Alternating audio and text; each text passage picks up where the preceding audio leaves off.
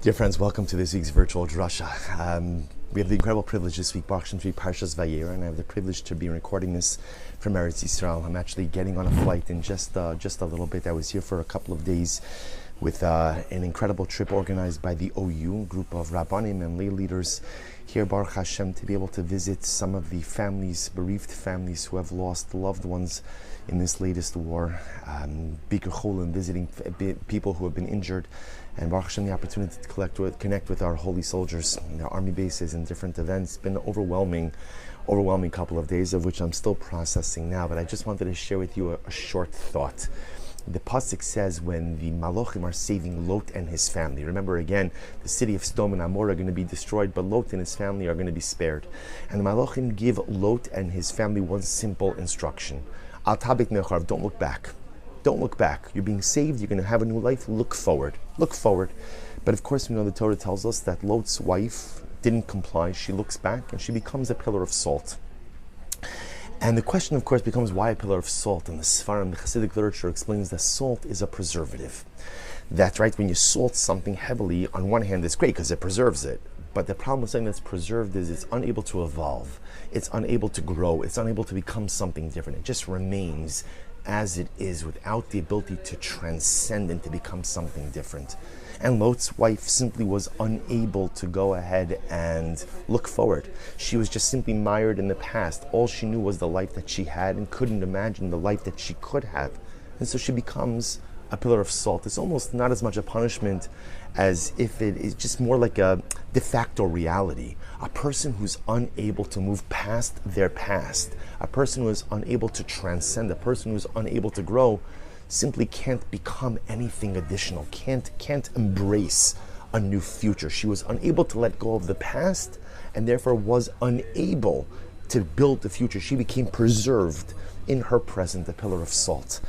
And I thought about this idea, one of which I've mentioned in the past. It resonates with me deeply because in life there's often this struggle or there's this tension between, on one hand, I can't neglect my past, I can't forget about my past, but I also can't live there, because if I live there, I can't build something in the future.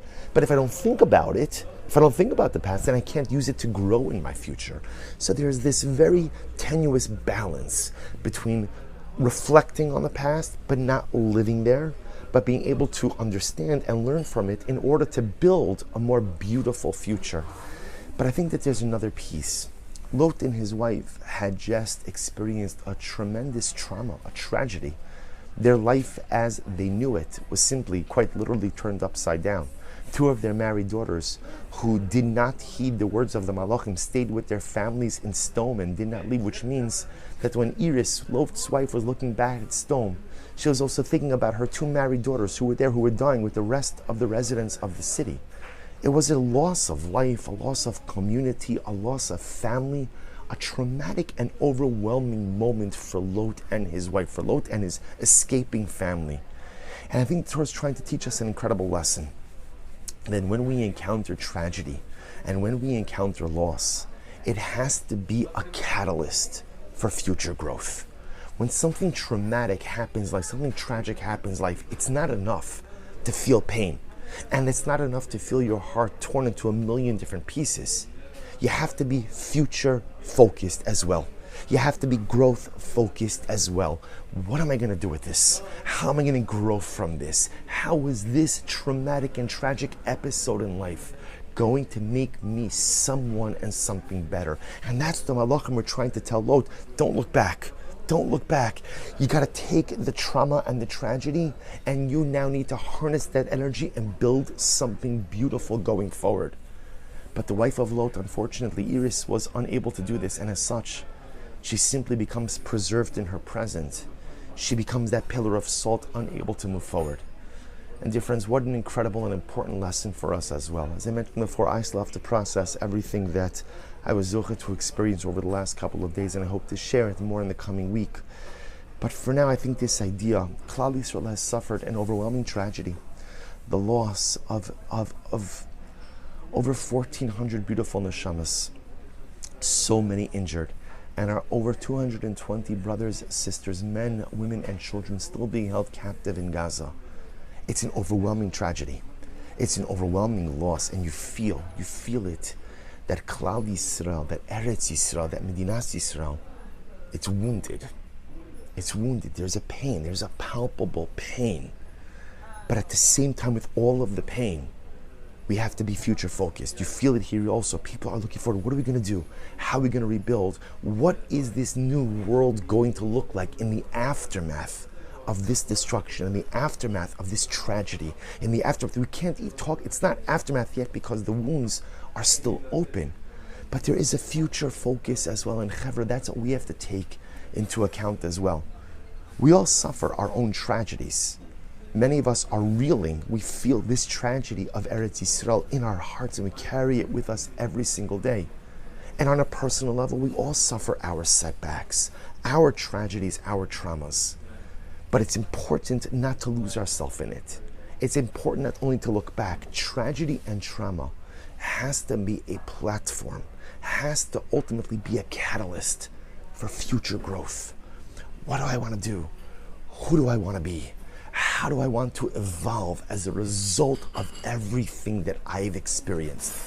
Sometimes when we encounter traumatic situations in life, all we want to do is just like look back. I can't move myself forward. I can't get up. I can't build. I can't create. But what the Malachim were telling Lot and his wife is, if you have a chance to move your life forward, you got to take it. But you have to pledge to yourself to build something more beautiful, to build something holier, to build something even more incredible. And Chavra, that is our charge in these days as well. The wounds are open. The wounds are open, and they're not closing. It doesn't feel like they're going to close anytime soon. There's probably still more pain ahead of us. But even as we still find ourselves mired in the pain, we can't only look back. We have to look forward as well. And this is our sacred avodah as individuals. What kind of life do we want to build? What kind of people do we want to be? How are you and I going to be different going forward in the aftermath of this tragedy? What are the goals? What are the dreams? What are the aspirations? What are the finish lines I want to cross? We've encountered something so traumatic and overwhelming as a nation, and all of us have our own stuff as well. But we can't repeat the mistake of Iris, the wife of Lot, and only look back. If we are here and we are given an opportunity to rebuild, then we have to seize that. This is the time, while we're in pain, while we're broken, is to think about, what do we want to accomplish? What are the things that I need to do that I've put on the side for too long? What are the dreams? What are the goals? What are the aspirations? What is the things that who is the person I want to really become? And it's time to stop thinking about that, but to start making that a reality. That is our avodah. In the aftermath of tragedy, it is not enough to mourn.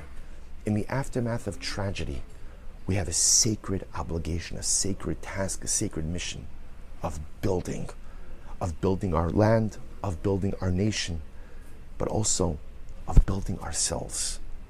What are we going to build? Who are we going to become? And what do we want to accomplish? Those are the ever important questions that we must answer now. And then if we are zocheh to do that this entire tragedy, these entire overwhelming circumstances become a catalyst for national and personal growth that gives an aliyah to all of those karbanos, the neshamas of all of those karbanos, and gives meaning to all of our suffering. May we be zocheh Me'eretz Hashem to feel the pain of our people, but to allow that pain, national and personal, to become the catalyst for our future growth. Wishing you from Eretz Yisrael a good Erev Shabbos and a beautiful Shabbos Kodesh.